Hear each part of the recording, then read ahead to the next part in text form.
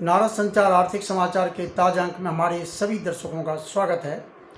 आज है 2 जून 2026 और आज हम बात करेंगे मई 2026 के जीएसटी संग्रह के आंकड़ों के बारे में। जीएसटी यानी गुड्स एंड सर्विसेज टैक्स, माल एवं सेवा कर। देश के अंदर जो भी खरीद फरोख्त होती है माल और सेवाओं की, उस पर हम जो टैक्स देते हैं, जो कर देते हैं, उसको जीएसटी संग्रह यानी जीएसटी प्राप्ति जो भी होती है सरकार को। और इसमें 50% हिस्सा राज्य का होता है जिस राज्य में माल बिकता है, और बाकी 50% हिस्सा केंद्र सरकार का होता है। केंद्र सरकार के हिस्से में जो जाता है उसको सेंट्रल जीएसटी कहते हैं, और राज्य के हिस्से में जो जाता है उसको स्टेट जीएसटी कहते हैं। एक और टैक्स वसूला जाता है इंटीग्रेटेड जीएसटी, एकीकृत जीएसटी। जैसे किसी बंदरगाह पर कोई माल आयात होता है, अब वो माल किस राज्य में जाएगा, कहाँ बिकेगा, तो उस पर वहीं पे जो है पूरा टैक्स वसूल लिया जाता है। वो सीधा केंद्र के पास जाता है और केंद्र उसको फिर उसके बाद उसका 50% हिस्सा जो है संबंधित राज्य को भेज देता है। ऐसे ही जिस कारोबार में, जिस माल की बिक्री में एक से ज़्यादा राज्य शामिल होते हैं, तो वहाँ भी इंटीग्रेटेड जीएसटी वसूला जाता है।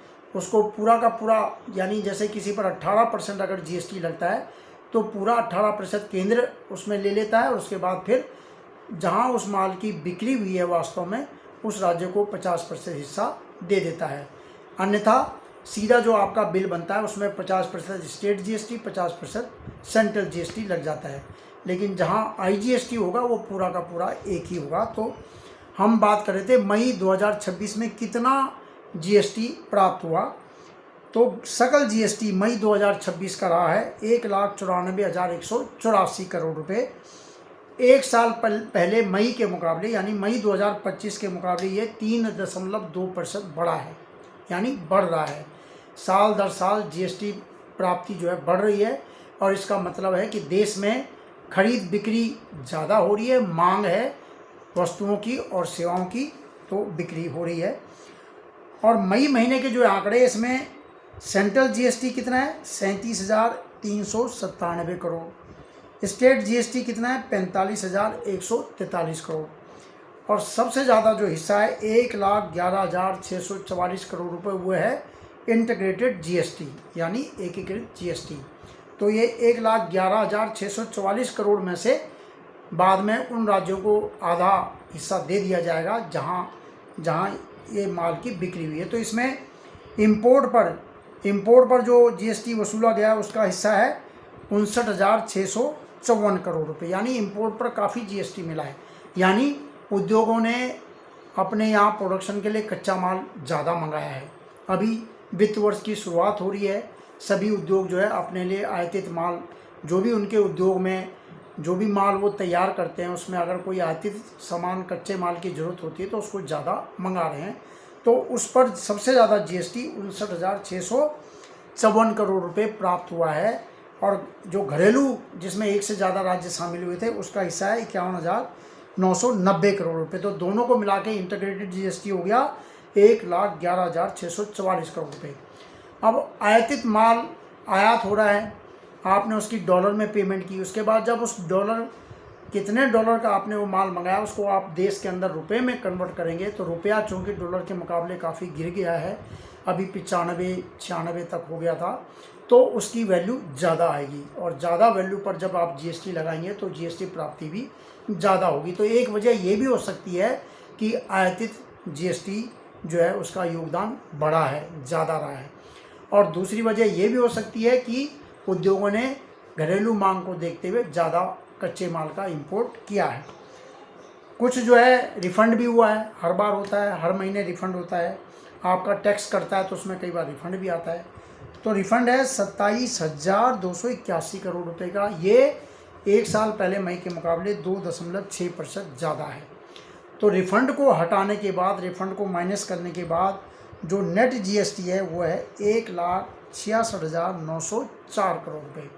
ग्रॉस 1,94,184 करोड़ रुपए, और नेट 1,86,904 करोड़ रुपए ये नेट प्राप्ति है। और ये भी पिछले साल मई के मुकाबले 3.3% ज़्यादा है। आपको याद होगा कि पिछले साल सितंबर में सरकार ने जो है जीएसटी दरों का सरलीकरण किया था। 4-5 दरों की जगह पे 2 मुख्य दर और 1 विशेष दर कर दी गई है। 5 और 18 मुख्य दरें और 40% की विशेष दर। तो वित्त मंत्रालय ने कहा है कि पिछले साल सितंबर महीने में जिन वस्तुओं की जीएसटी दरों में कटौती की गई थी, क्योंकि जो 12% था उनको 5 कर दिया गया, ज़्यादातर को 5 कर दिया गया और कुछ को जो है 12 से बढ़ा के 18 भी कर दिया। जिस पर 28 लगता था उनमें कईयों को 18 कर दिया गया। तो जीएसटी दरें तो कम हुई है, लेकिन कई चीज़ों में जहाँ पे आयातित माल का योगदान होता है या उसका इस्तेमाल होता है, उसकी वजह से दाम बढ़ गए हैं, महंगाई बढ़ गई है, क्योंकि रुपया गिर रहा है। तो उनमें बिक्री में जो है 2.5 अंक में, जिनमें जीएसटी कटौती हुई थी, काफ़ी दरें नीचे आई थी, उनमें 2.5 अंक में वृद्धि हुई है, ये वित्त मंत्रालय का कहना है। और इसी की वजह से कई राज्यों में जो है जीएसटी प्राप्ति पिछले साल के मुकाबले घटी है। जैसे कि दिल्ली में पिछले साल के मुकाबले जीएसटी प्राप्ति 17%, पंजाब में 5%, हिमाचल प्रदेश में 27% घटी है। 27%। पिछले साल मई में जितना जीएसटी हिमाचल को मिला था उसके मुकाबले इस साल मई में 27% कम जीएसटी प्राप्त हुआ है।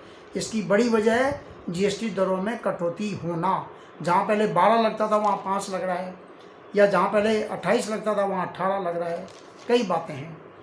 और बिहार में 7% घटा है, असम में 13% घट गया, उत्तराखंड में 19% घट गया, तमिलनाडु में 15% घट गया। लेकिन ऐसे भी स्टेट है जिनमें बढ़ा है, तमाम चीज़ों के बावजूद, तमाम चुनौतियों के बावजूद। यह है उत्तर प्रदेश में जीएसटी संग्रह 13% बढ़ा है मई टू मई। मध्य प्रदेश और गुजरात में 1% बढ़ा है, और हरियाणा में 8%, तो कर्नाटक में 1% का इजाफा हुआ है। यानी इन राज्यों में जीएसटी बढ़ा है और ज़्यादातर राज्यों में जीएसटी संग्रह कम हुआ है। लेकिन कुल प्राप्ति जो बढ़ी है वो इंटीग्रेटेड जीएसटी बढ़ने की वजह से हुई है। इंटीग्रेटेड जीएसटी जो है वो जहां पिछले साल मई में 1,08,000 था, तो इस साल 1,11,644 करोड़ रुपए हो गया। तो कुल मिलाकर कहने का तात्पर्य है कि जीएसटी की मांग बनी हुई है, देश में खरीद फरोख्त जारी है, माल बिक रहा है, सेवाओं का भी इस्तेमाल हो रहा है और उसमें वृद्धि का रुख बना हुआ है, तमाम चुनौतियों के बावजूद, पश्चिम एशिया के संकट के बावजूद। और एक है अप्रैल महीने के जीएसटी के आंकड़े मई के थे, लेकिन ये अप्रैल महीने के औद्योगिक उत्पादन के आंकड़े हैं। तो अप्रैल 2026 में एक साल पहले अप्रैल के मुकाबले औद्योगिक उत्पादन 4.9% बढ़ा है। ये आंकड़े भी ये जारी हुए हैं।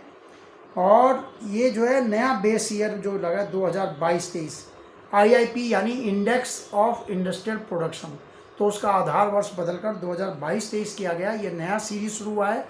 इस सीरीज़ के आधार पर औद्योगिक उत्पादन अप्रैल के महीने में एक साल पहले अप्रैल के मुकाबले 4.9% बढ़ा है। ये जितने भी इंडेक्स हैं, चाहे महंगाई का इंडेक्स है, औद्योगिक उत्पादन का इंडेक्स है या जीडीपी का इंडेक्स है, सबका बेस ईयर, किस आधार ईयर के साथ आप शुरू करते हो, बेस ईयर यानी उस साल में उसको 100 किया जाता है, पूरा 100।